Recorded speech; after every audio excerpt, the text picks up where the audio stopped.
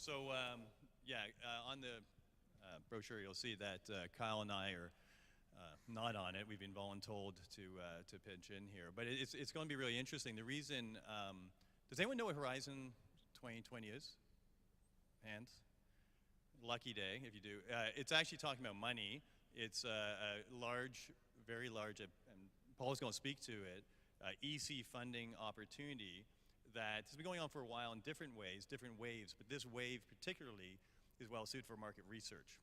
So we've been kicking around a little bit ourselves at ReWe, partnering possibly in going into it, and I know Kyle as well has been. So we're going to try and make it a bit more interactive. We're going to just walk through it a little bit, what it's about, because ultimately it's to apply or not to apply. So we'll give you a link where you can look at it to think through. It's a very large amount of money, as you'll see, in different ways it's broken down. You can just Google Horizons 2020 now and you'll start finding it.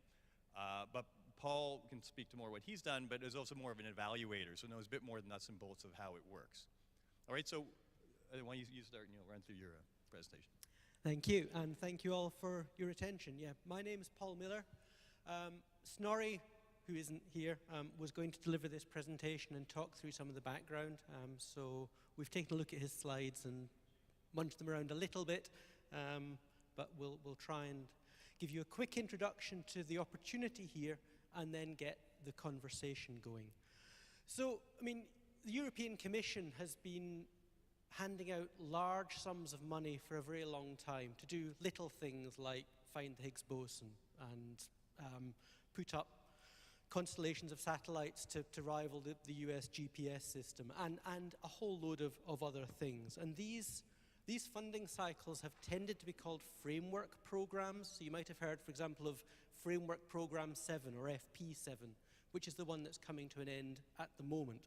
And these run for a number of years, hand out money across a wide range of areas, usually predominantly focused on sort of research and development. So most of the money goes to universities or to the R&D departments of large, primarily European corporations. What the Commission's trying to do with Horizon 2020, which is the new one, which is just getting started now, is to try and move away from just funding blue skies research and focus it far more tightly down onto real business problems. So it's very much interested in proposals which come not with an interesting idea that might be worth exploring for 3 or 4 years, but a very tangible, clear problem and steps towards reaching a solution. Horizon 2020 is the largest of these European Commission funding programs that there has ever been. It's 80 billion euros worth of money between now and 2020, hence the name. That's $110 billion in today's money, so a nice lump of money. What this funding program and others are trying to do is very much to identify a group of partners who have a problem, and those partners may be European or they may come from outside the European Union.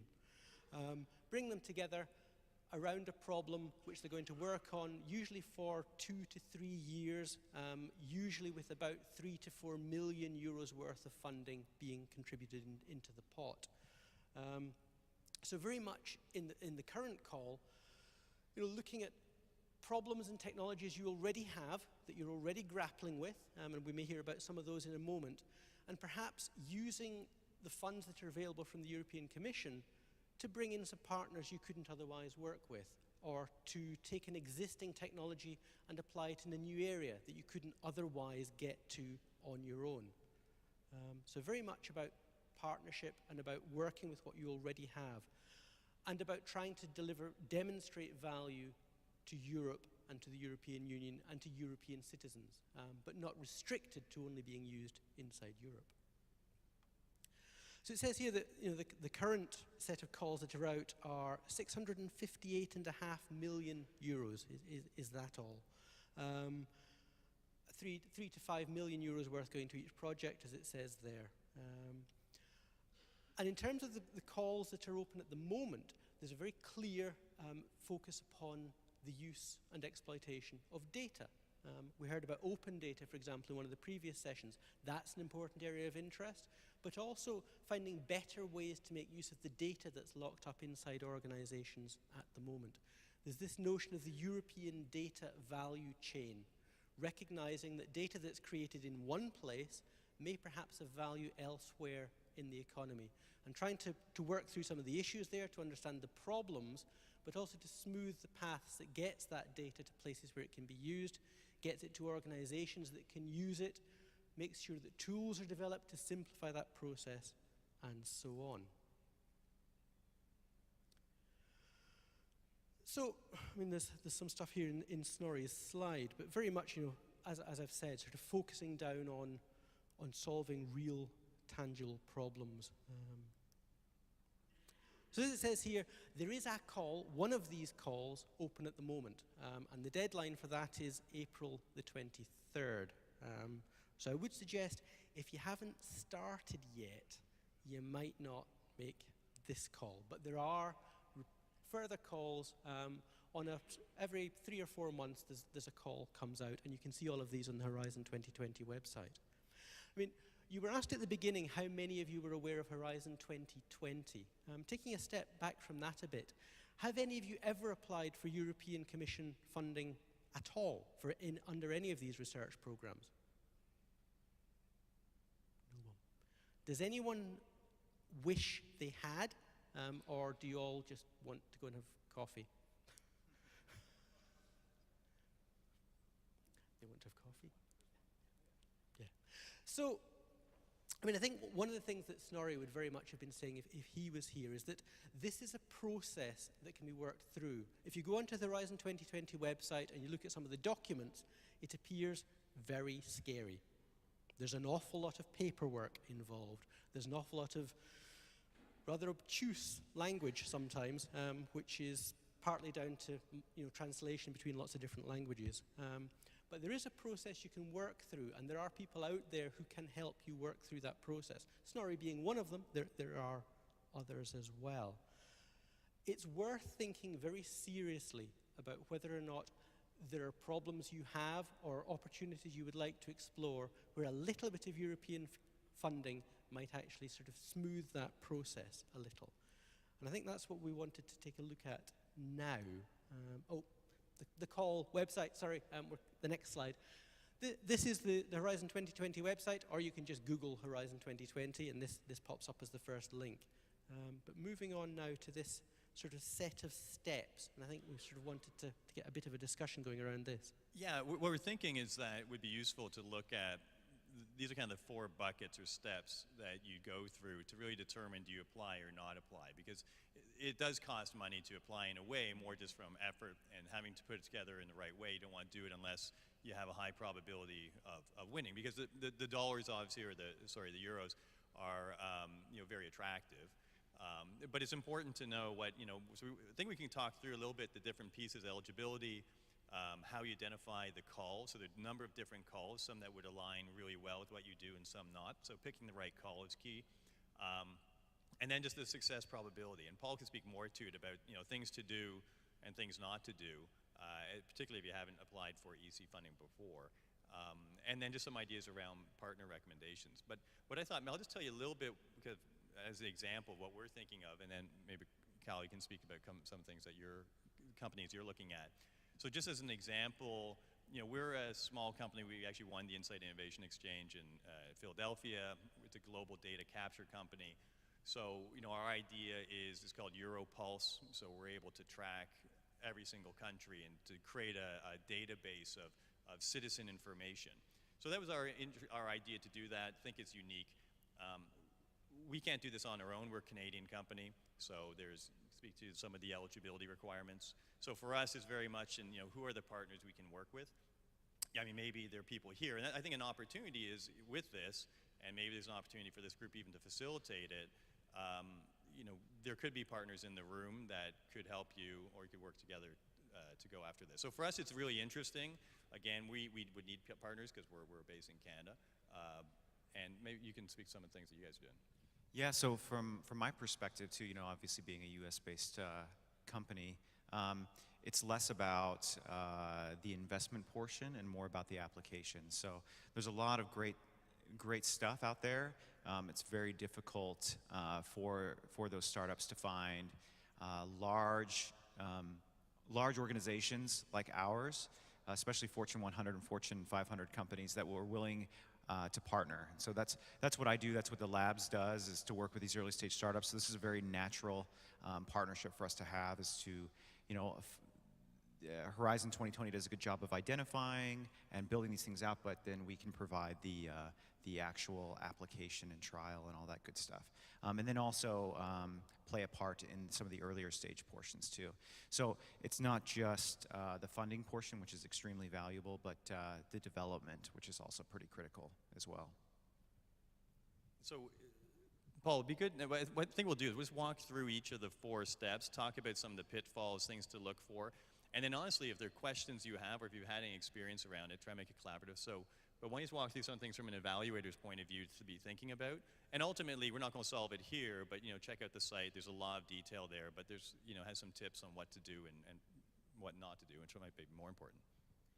Yeah, I mean, I think clearly the Horizon 2020 itself is new, so there's been very little experience in evaluating calls under this current program. But I did do quite a lot under Framework Program 7, which is the program that's just coming to an end, in terms of evaluating submissions as they came in. And actually, the single most useful piece of advice, which a depressing number of people don't take, is to go back to what you were told in high school. If there's an exam question, read the question and then answer the question. And the number of people who fill a form in totally wrongly, or they're given all the hints at briefing sessions, in terms of the sort of things that are important. Tell us how much data you will have. And they'll write in a submission, we have lots of data. What does that mean? Tell us how much data you have. It said so do it. That's the single biggest thing. But in terms of project eligibility, the first of these bullets here,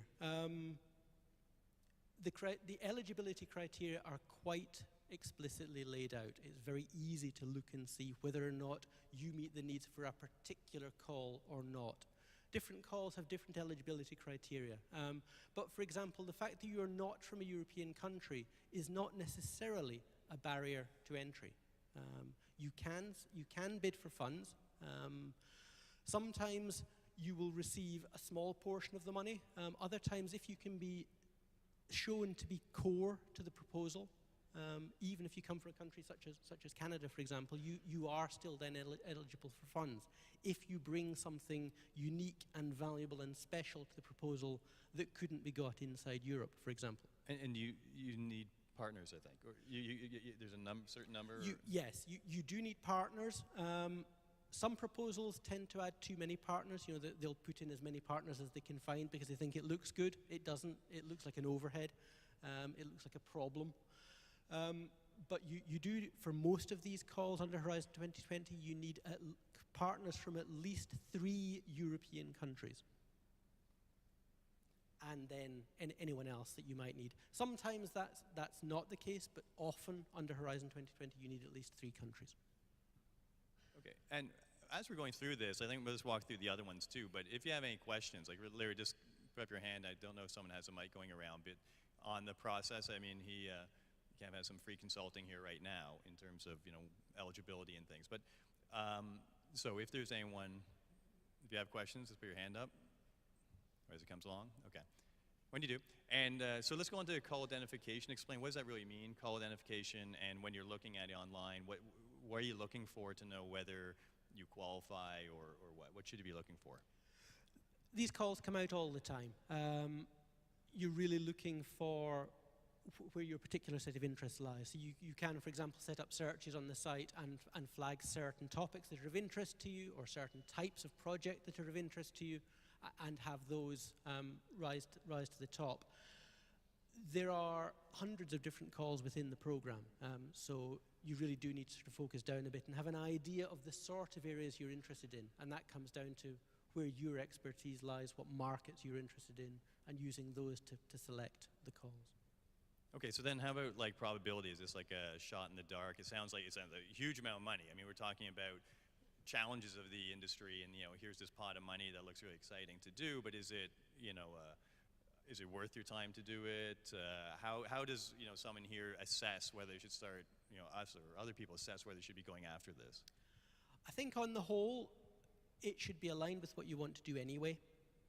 It should ideally be something you're kind of working on broadly anyway, and this might perhaps let you do it a little faster, or it might let you do it drawing in a European perspective, for example, if you're coming from North America. Project success, whether or not you'll get funding is hard to tell. In some calls, it can be 1 in 100 will be funded. In other calls, it'll be 1